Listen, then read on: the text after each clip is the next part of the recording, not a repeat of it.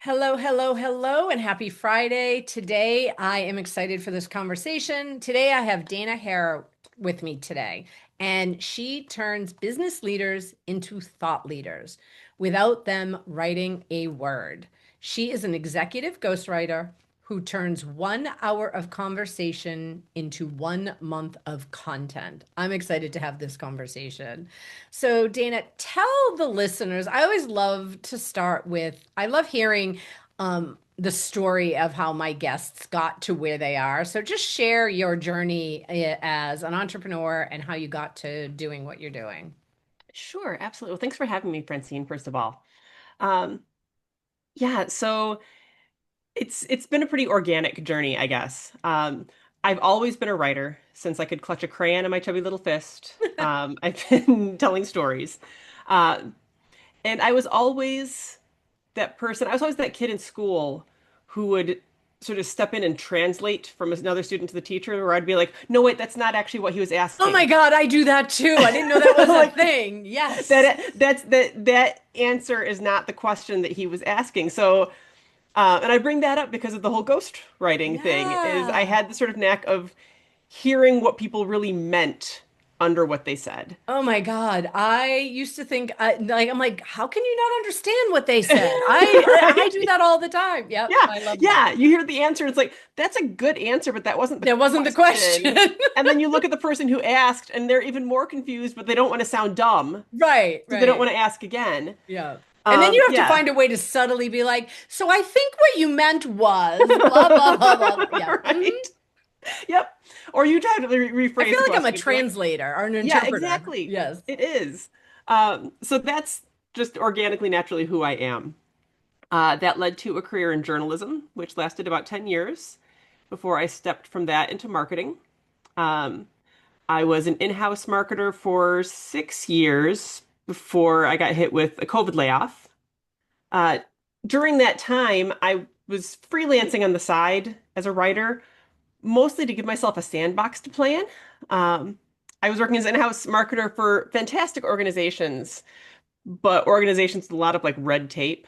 Mm. Um, and I just wanted to be able to experiment and try things and do things kind of my way. Um, so when the layoff came, I just said, well, I guess I'm going to lean in on my side hustle and make it my only hustle. This is now I'm an entrepreneur. Hey, look at that. So you Um, were doing it when you were still working for someone else? I That's was. I was that, I was yeah. writing while I was doing marketing for Okay. other people. Yep. Yeah, I have a similar experience where I've been a coach for 12 years, but I Hmm. got laid off in December of 2019.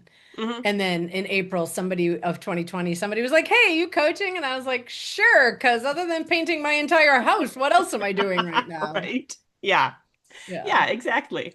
Um, so I launched my business as an entrepreneur, doing marketing strategy and content writing, and it's just sort of organically evolved into the writing is where my heart really is. I Mm. can do strategy. I like doing strategy. I wouldn't want to do only strategy. The writing is really where my heart is, and it comes back to I love getting on a call with someone and I interview them. I get to pretend I'm a journalist again. We talk things over. It's all relaxed, it's conversational. And then I get to listen and hear what they really mean behind what they say Mm. and put on their voice and create their content for them. And it's an interesting thing about like leaning into our own zones of genius, right? Because for me, the writing part is fun. I love Right. it. That's what I want to do. And the people that I work with, I get on a call with them and they're like, "Oh my God, I hate writing. I hate doing this. I don't want to do it." I'm like, "Okay, great. I'll do it for you. Right. Just talk. You just talk and I'll Yeah. take care of the rest." And it's such a load off their mind. And I'm like, this is play to And me. how do you, in an hour, get to really feel their essence, get to really, because part of it too is you also want it to sound like them, right? To Mhm. sound, so how do you do that with only an hour conversation? Well, when we first start, I do have an onboarding Yeah. process. Yeah. So there's an onboarding interview that's a little bit longer, and that is just me digging into who they are and what's important to them and how they want to come across and present themselves. Um, and also, I have a certification in brand voice, which essentially means I have some tricks up my sleeve and tools in the toolbox that I can use to really break down and analyze someone's voice. Voice is not just a vibe. I can break down, uh, do you speak in long sentences or short sentences? Do you Mm, ask a lot of questions? Do you do little parenthetical asides? What is natural? Those little quirks that make it sound like a person. Do you use, $5 words or $25 words? yeah. Um, so I break all of that down. I record our calls so I can dig through the transcript. Um, I will usually, with a new client, I'll go back and look at their past content that they're proud of. What are your favorite things that you've ever written? Yeah. And I'll hand write it and hand copy it down just because there's something about the process of writing by hand that helps you really absorb that voice. Yeah. Um, so with all of those, it's a whole process, really. It's a whole checklist of things that I do to try and absorb and figure out what makes you sound like you. Um, and usually with a new client, the first couple of pieces are not going to be quite right. There's always an iteration process. Sure. I can't figure every word that you would or would not use. It's like, oh no, Right. I hate that word. Okay, cool. I'll make a note. Don't use Will that not word use that word again. ever Okay. again. Yeah. So ideally, those revisions just there's not that many of them because of the process in the beginning. And the longer I write for someone, the easier it is for me to slip into their voice. When I read it Sure. back to myself, I try to hear it in their voice. Like I try to hear them speaking it.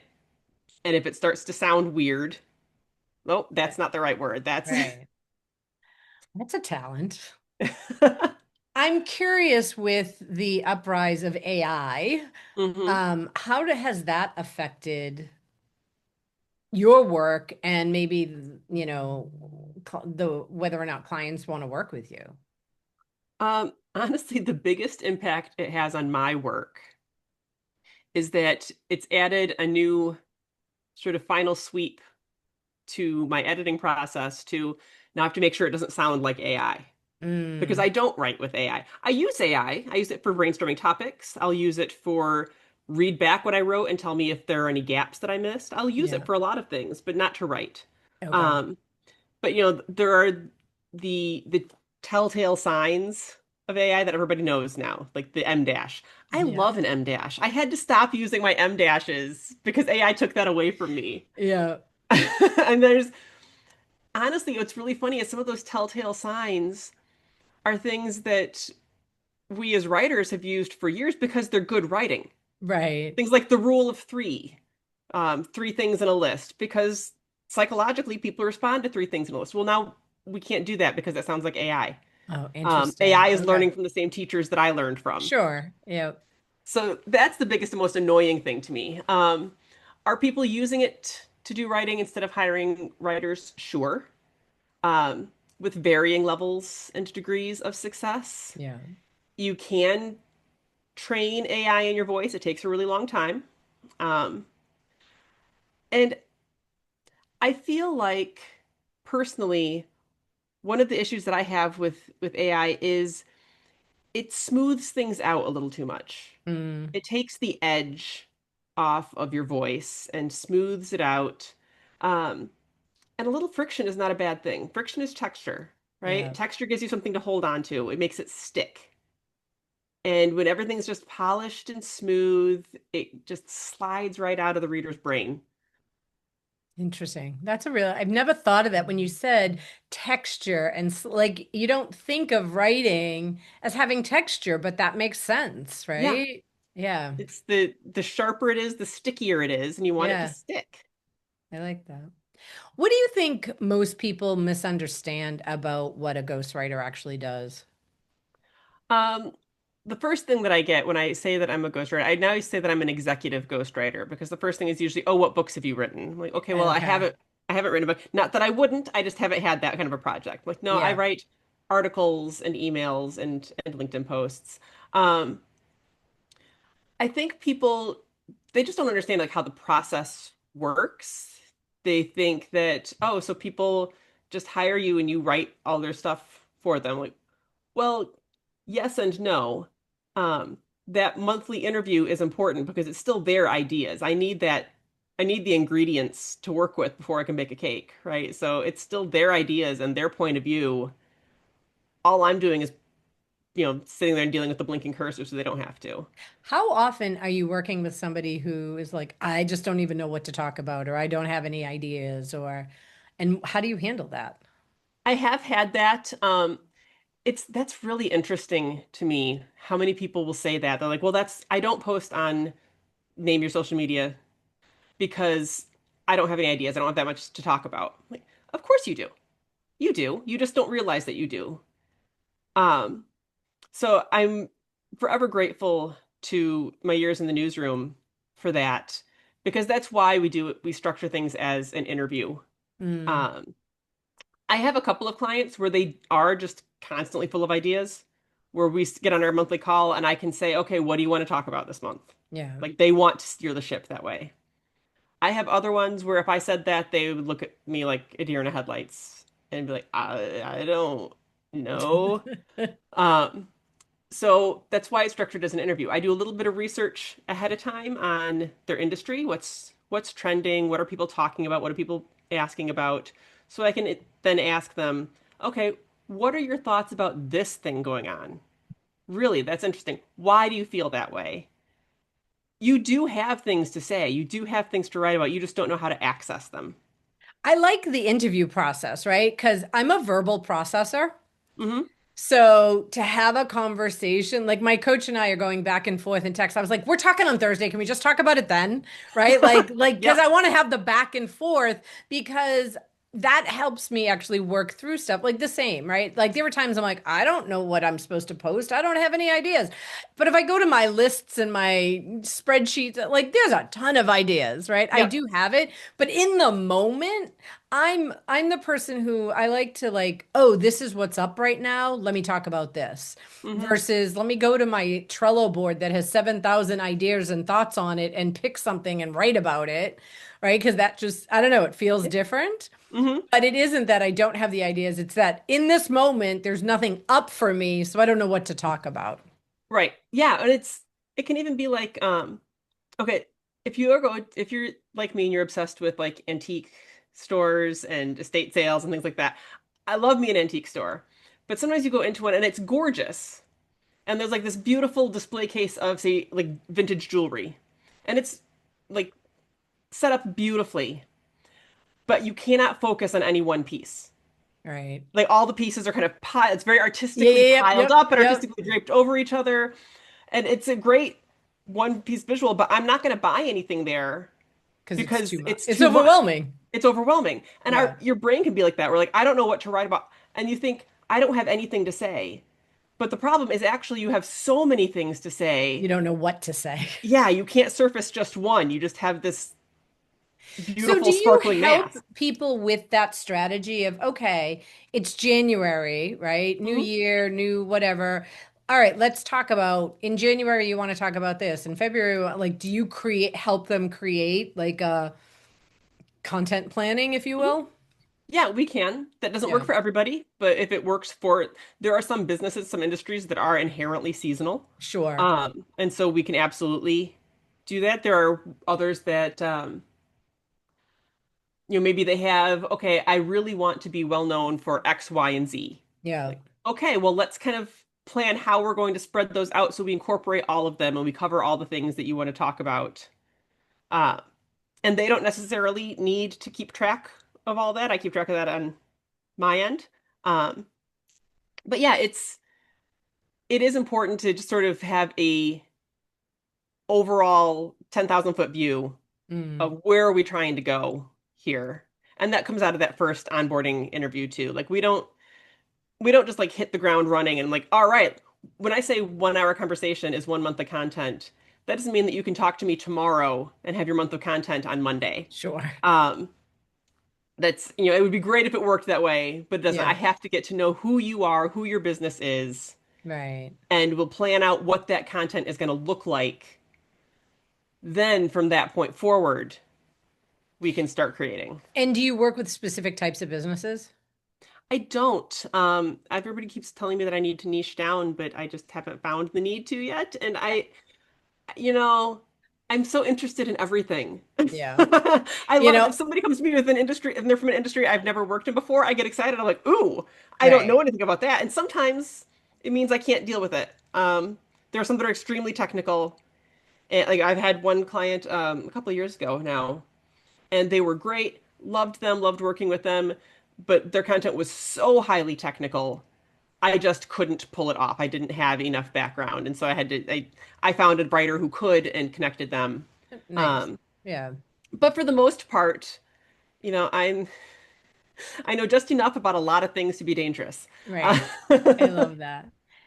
I know I know I've had this experience, right? So sometimes if a business owner struggles with owning their own voice, right? hmm Especially in business, right? Like I'm a spiritual business coach, and a lot of that is like sharing deep personal stuff of my hmm own experience. And sometimes I'm okay doing that one-on-one with my clients, but sometimes when I think about doing it to the masses, it stops me a little bit. And I'm curious, is it easier when someone else is doing the writing? Like, do you hmm find, I guess it's a two-part question. Do your clients hold back on some really vulnerable personal stuff, or is it easier to have someone else do the writing for it? hmm Um, no, I don't think it is. I mean, I have some clients who are they're just naturally an open book. If they're writing the content themselves or having me write it, it's all the same. They're Yeah. just open that way. Um, but no, there are definitely times when I'll ask a question and and sometimes they'll answer it to me, but they'll say, okay, I don't want this going on LinkedIn, Yeah. but here's the answer. And sometimes I can actually still work with that. I'm like, okay, I'm not going to tell the story, but maybe I can extract sort of the essence of that story Mm, and create something around it. Like, okay, no, I'm not going to, you're not comfortable with the fact that you have PTSD being on LinkedIn. I totally get that. right. But maybe we can talk about some specific element of the PTSD and how that's manifesting. And I'm curious, I'm just kind of thinking of my own journey, right? For a hmm long time, I did not share on LinkedIn, all my I'm air quoting for those listening, all my woo, right? hmm Because I was like, oh, what if I want to go back to corporate? What about like kind of keep hmm that separate? And a couple of months ago, an old boss of mine, he was the COO of an organization I worked at, reached out to me on LinkedIn and was like, "Hey, Francine, do you know anyone in my area that does Reiki?" And I was like, "What's happening right now?" I thought I was, I mean, I was doing Reiki in my office with my employees and I just thought I was hiding it, right? And he probably didn't know at the time. And even though I don't feel like I've shared a lot on LinkedIn about that, like there's still this, like, okay, she does this stuff. She's the person that would know where to go. hmm And it really was really eye-opening because I thought I was like, staying on the down low, Right? right? And no, not No. really. Not really at all. Yeah, I mean, if it's really part of who you are, then yeah, people know that. They're like, oh, I don't know, Francine's into that kind of thing, isn't she? Yeah. She seems like the Yeah. type. And he's not even somebody that I would think would have paid attention. I mean, he's a Right. COO, right? Like, I mean, hmm I was an ops person too, but I kind of did my journey and,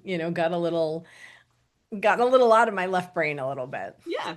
Um, I'm curious when you're working with clients and they're coming up against, and maybe this is my own, what I deal with my clients, like there's a bump, right? Like hmm an area, something like similar to what we're talking about, oh, there's some resistance there. How do you help them break through that resistance?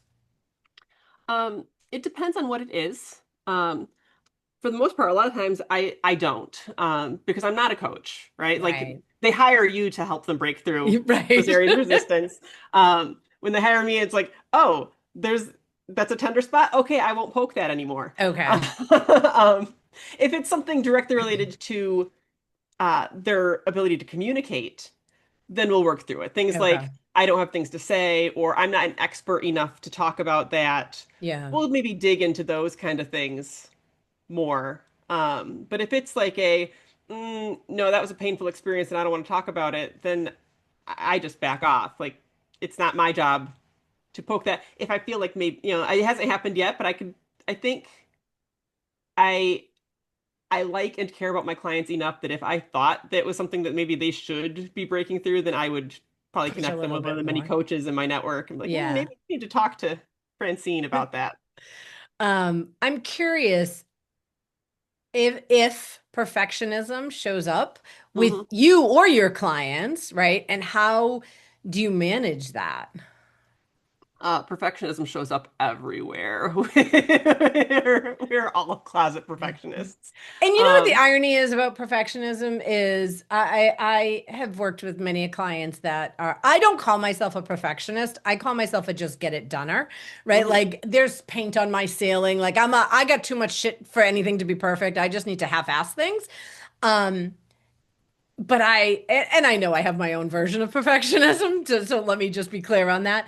But what's interesting is who decides what perfect is? mhm. Like we're chasing something that actually doesn't even have a definition, right? So Yep. it's like it's the Charlie Brown, no, yeah, Charlie Brown and Lucy like kicking the ball down the road, right? Yeah. Like keep moving the ball, keep moving the ball. You're never gonna get it because it Mhm. doesn't exist. Right. Yeah. Like there is no such thing as the perfect anything. Right, Certainly not anything that, and again, that's one of the things. If you ask AI to write you the perfect LinkedIn post, it's going to try. right. It's going to, because it's going to do whatever it thinks you want it to do. And it might be beautiful and eloquent, and it will be so boring and robotic, and there's just no point. Right. We're humans. We need to be human. So yeah, perfectionism, it does show up for me though, in that I want to perfectly match their voice, right? I was gonna say I how want to that make the feels like a perfect lot of argument. pressure. Yeah. So Yeah. when I first send anything, I've been doing this now. If you add up journalism and marketing, I have been professionally writing for this will be my 21st year. Wow. And I still get sweaty hands when I send something off to a client for them to review and get like butterflies in my stomach until I get it back and Yeah. with their notes on it. Um, because they're paying me. I want to Right. do what's right by them. It's interesting when it comes up with a client where it doesn't happen often, but it has happened. Um, One of the reasons I think that people say that they don't like to write is because they've still got like their high school English teacher living in the back of their brain. Um, like I have a lecturing. friend that didn't write for a long time because of something a teacher said, and now she writes a beautiful newsletter every week, and Mhm. she has this whole group centered around right? But it was, and like she talks about how that stopped her from writing. Yeah. So yeah, there have been times when the client would be like, "Oh, well, but is this correct grammar?" And I would be like, "No." But does it sound like something you would say? Read it out Right. loud and tell me if it feels natural or feels awkward. Yeah. Now say it the other way and tell me if it feels natural or feels awkward. It's not supposed to be perfect grammar. It's supposed to sound like Like you. you. Yes. Um, but they say, well, but shouldn't this part come before that part? I'm like, well, again, if this was a term paper, then yes, but it's not. It is marketing content and you're trying to persuade people. So I need your psychology professor to give your English teacher the boot because we're I trying love to convince somebody of something and Right. you're just breaking their flow. So yeah, usually the perfectionism comes up there where they're trying to polish it to something that they would have gotten an A in English on, Right. and that's not the goal anymore. It never Right. should have been the goal, honestly. I can get a whole different thing about the schooling system, but that's not the goal. You're not trying to get an A plus. Right. You're trying to make people know, like, and trust you. I'm curious, how do clients usually respond after they see their own words reflected back to them? Because I would think in some content that would be a really powerful experience. The funniest thing is when they say, "Oh my God, I love this. This line right here is perfect. That's exactly how I feel." And I can say, "Yeah, that's because that's your words. Yeah, That I pulled that directly from the from what transcript. you That line said. is verbatim. You said that." And they don't even realize it. And again, that gets in people's heads when they're trying to write because they're trying to be perfect. And it's so much easier to just speak. Right. And they see all of that is there. It's in your brain. Just say it. But yeah, I love that it cracks me up when they're like, "Oh, you're such a good writer. This is such a great line." I'm like, "Well, thank you." But I actually didn't write that line. I just wrote it down. Right. Those are your words. That's all Um, you. Before we got on the call, we were talking a little bit about burnout. And Mm, I'm going to kind of go back to that conversation because I was like, I hate when I start talking to people ahead because I'm like, no, I want to be recording this. Um, and you help some of your clients that are in burnout mhm, because you're taking stuff away. So are they self-identifying that they're burnt out and that's why they're hiring you? Do you recognize they're burnt out? Like how, because and part of that conversation was because a lot of the clients I work with are in burnout. Although I don't call myself a burnout coach, I call myself a business coach helping women who are addicted to busyness, and that addiction leads to burnout. So we were mhm. kind of talking about that a little bit. But do your clients know they're in burnout? Because what I was saying is I don't necessarily know my clients always know they're in burnout until they're so past burnout that they're like completely depleted. Hmm. No, I don't think I've ever had somebody come in like from the get-go and say I'm burned out and I need Mm, help. Um, what they say is I'm busy and I don't have time for this. right. I need this off my plate. They'll say this is stressing me out Yeah. or I'm too busy for this. Um, the recognition of burnout comes after it's already off their plate and they have that space open up and they can breathe. And then a couple months down the road, they'll be like, "Oh my gosh, things have just been so much better. It feels so good to just not have to worry about XYZ." Um, so yeah, it's not until the thing is gone that they Yeah. realize how much it was stressing them out. I had a conversation recently, and I'm curious, oh, your thoughts on this, just because it was I'd love to just peel this back with someone else too. I said, I think women have a hard time admitting to burnout Hmm. because that's almost like saying, I can't handle it. Hmm. And, when I talk to women about, I help women with their addiction to busyness, they self-identify. There is very few women that don't know what I'm talking about Hmm. when I say that. And the addiction to busyness is no different than your addiction to food, alcohol, drugs. There's a numbing component. Hmm. And as someone who has made huge strides over the years, I'm in this place the last few months of, hey, Fran, maybe you should stop practicing what you preach because you're getting a little busy. And right. So I've had to really be aware. Like today I've been back to back and I can feel it in my nervous system that I don't have Hmm. space. Hmm. Right. Where I've been creating, especially over the last few weeks, right? Creating all this space. And I think I don't know if you remember the commercial, you can bring home the bacon and fry it up in a pan, right? That Hmm. ages some of us if you remember that. But we were meant to be able to do it all. Hmm. And I think if we say, "Oh, I'm burnt out," what we're saying is I can't do it all. Hmm. And then there's failure, shame, fill in the blank. Hmm. So it's hard. Like, I'm just curious, like what you see when you hear about burnout. Have you ever experienced it yourself? Because Hmm. me personally, I don't know that when I was in burnout, I actually would say I'm burnt out. I'm not even sure I ever really self-identified it after, but Hmm. like I can look back and go, oh yeah, there were times in my life where I was just maxed out. Yeah. Yeah, I don't know that I would identify any point in my life as actually being burned out. Maybe I was, but as you said, like you don't always know when you're in it. Right. Um, but I've always been uh, a working mom, um, and my husband is a shift worker, so a lot of the parenting just fell to me. Yeah. I'm not a single mom, but a lot of the parenting just fell to me because of the way that Sure. things worked.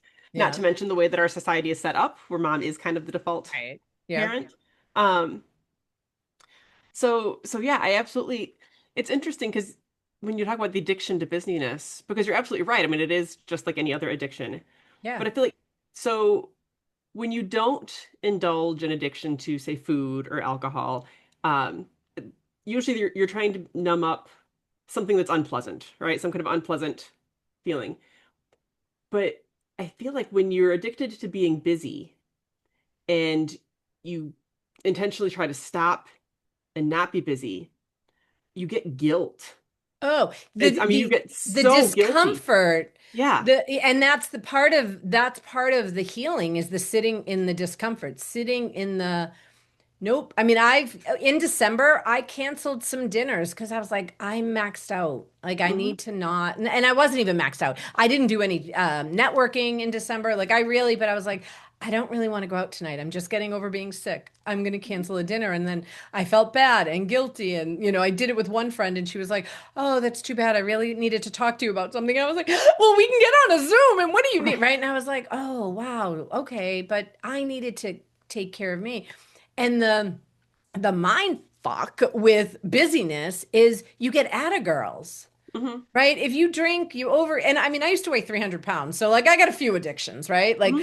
But like you're fat, you're a drunk, you're an addict. But with busyness, you get recognition Yeah. for You're doing so it all. competent. Right. Look at all You're that you're so doing. you're so energetic. I wish I had your energy. Like, I Right. don't have any energy.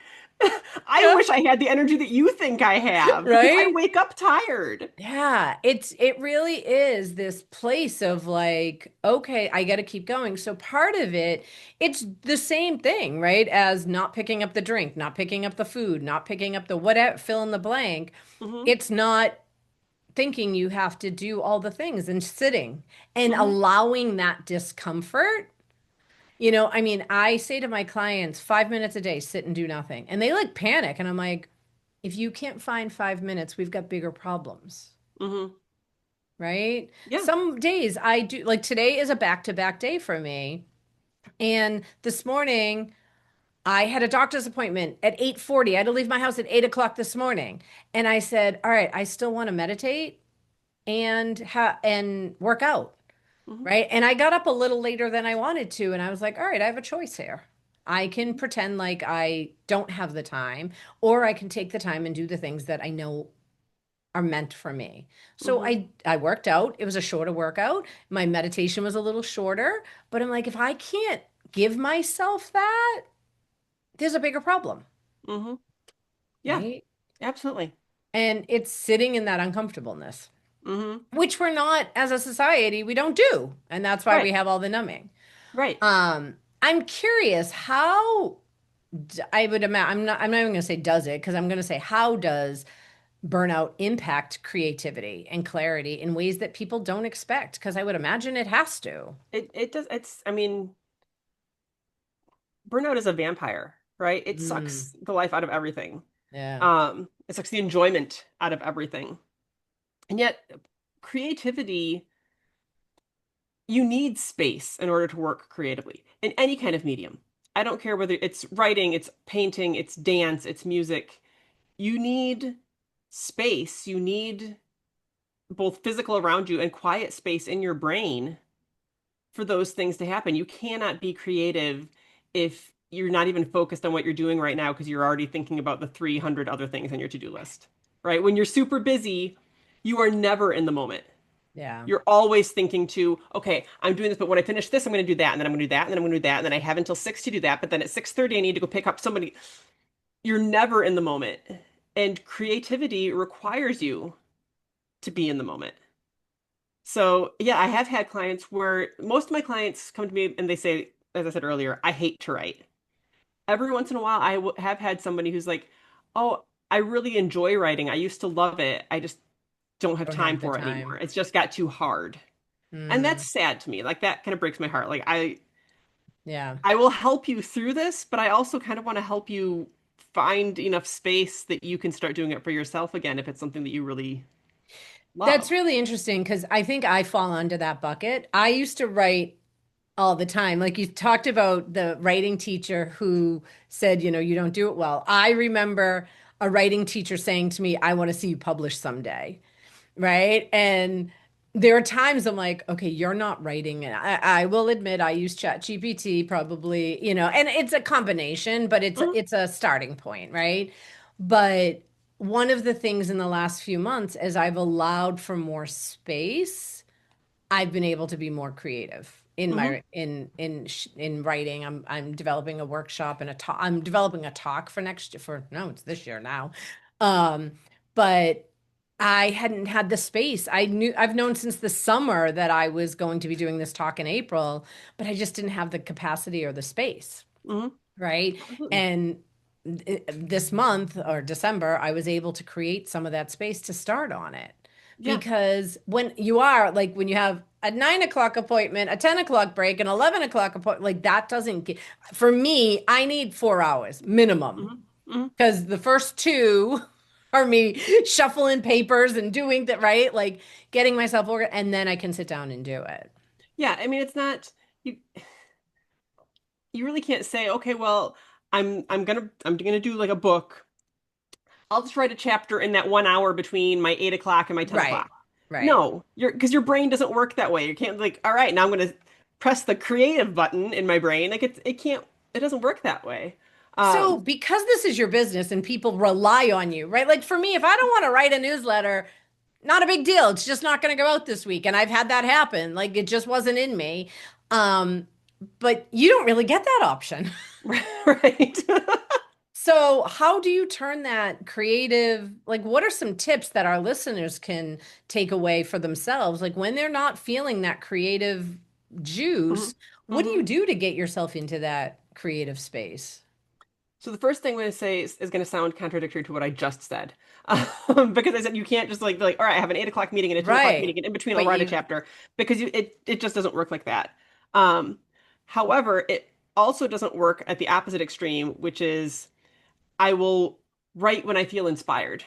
I'm just going to wait for the muse to show up, yeah, because the muse is flaky and she doesn't always show up if you're just waiting around for her. What works for most people, even though you can't just like press that creative button, is set aside a specific time frame. For me, it's mornings. I am at my most creative first thing in the morning. So I've set up my life to work that way. I don't take meetings before 10 a.m. Um, and I don't do meetings at all on Mondays and Fridays. okay, yeah, That's just how my brain needs to work. I'm introverted. I like talking to people, but they make me tired. So I know that for my energy levels, I need to leave that space. right, Um, First thing in the morning, the first 4 hours of my day is client work. Like that's when my brain is freshest. That's when it's easiest for me. So I've just set up my schedule to be that way. Um, and it's better to say, I'm going to write every day between 8 and 10 a.m. than to say I'm going to write for 2 hours every day. Because you say two mm, hours every day, then you're going to try and shoehorn it into your schedule and be like, that's right, where you're like, okay, right, I have a break between these meetings. That's when I'll do it. But if you say, okay, it's this set time, you can sort of train the muse. Your brain will learn over time, like, oh, okay, this is writing time. yeah, It's just like, if you eat at the same time every day, you start to get hungry around that time, even if you don't look at the clock. That works with pretty much everything in your life. yeah, You can set your body and your brain into sort of a schedule and a routine where if it's every day, I'm in the same spot. It's setting habits, right? yeah. At this time every day, I'm going to sit in this spot, and eventually my brain realizes that this time plus this spot equals this activity. I love that. Also, one more thing is don't try to write and edit in the same sitting Mm. if you can avoid it. I'm curious when you edit, like when I edit, depending upon what it is I'm looking at, like I still like to read by holding something. Hmm. How do you edit when do you print it? Do you do it online? How do you do it? At this point in my career, I can do it on a screen. Okay. Um, but if it's something, well, as I said, I've not done like a book, but I feel like if I was doing like a book, something that's going to be in print, Yeah. then I still like to print it out. I can tell you after 20 years of writing that there are typos that you will glaze right over on a screen that will jump out like they were highlighted in print. I don't know Yeah. why, No, I agree with but that. I but 100% they agree do. with Like you'll that. look at it and be like, Yep. "Oh my God, I didn't see that." Right. Um, it also will draw things. Excuse me. If you look for them online, you'll see all sorts of like, hashtag fails where an editor of some news organization forgot to put the headline in. And so it'll be like a placeholder headline. And one that happens when people are too rushed and when newsrooms are understaffed. I could do a whole spiel on Yeah. that too. Um, But also, like, that wouldn't happen if you printed it out, because if you're holding a piece of paper, you are in the habit of starting at the top and working down. Right. If you're looking at it online, most of us are in the habit of actually, once the article is open, you don't read the headline again. Like, Yeah. the headline is how you got in, so you skip it. Right. So yeah, there are things that will just jump out at you on paper. If you are afraid of typos or if you are prone to typos, print it out. Print it out. Yeah. Oh my gosh, I could continue talking to you forever. So I love to always end with this question. What is something you live by that you want to share with our listeners?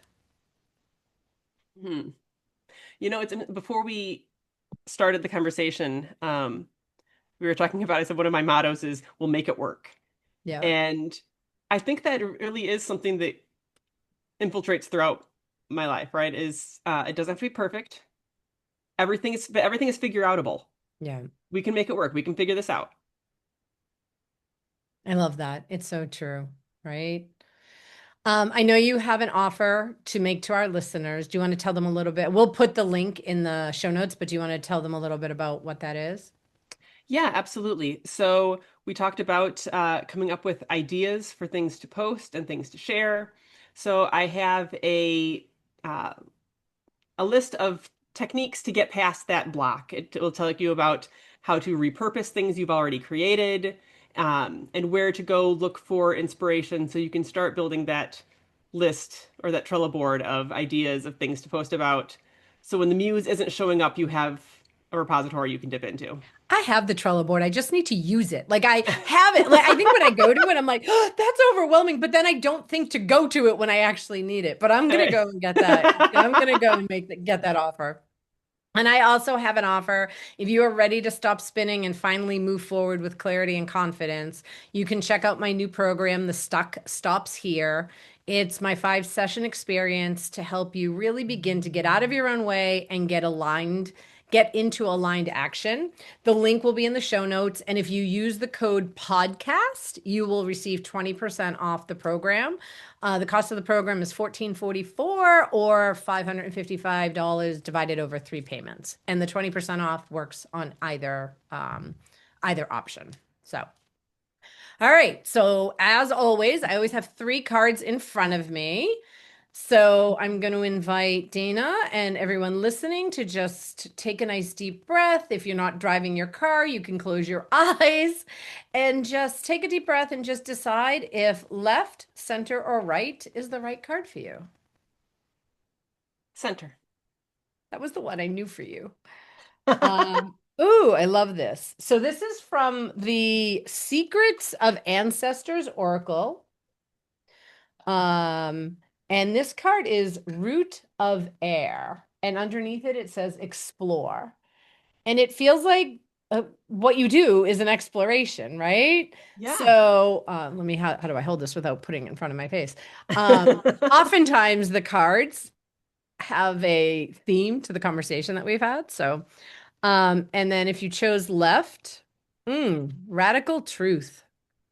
Oof. It is Father God, radical truth, right? Because I would imagine your storytelling is also truth telling, right? And if you chose right, boundaries, mother of air. And I guess we didn't really talk about like how do you set boundaries with your clients, right? Because I would imagine there are times that you have to be like, enough is enough. We're not going to Yeah. rewrite this I again. I learned the hard way um, As we all do. how to set expectations and boundaries at the very beginning. Yeah, Yes. Yes. Dana, it's been so fun talking with you and having this conversation. Tell the listeners where they can find you. absolutely. You can find me pretty much any place online under my name. My website is danahera.com. You can find me on LinkedIn at Dana Hera. You'll know me because there's an orange in my profile name. Perfect. And you can find me on Substack, also under Dana Hera. Okay. And all that information will be in the show notes. So thank you so much for being here. And for those of you listening, have an effing Friday.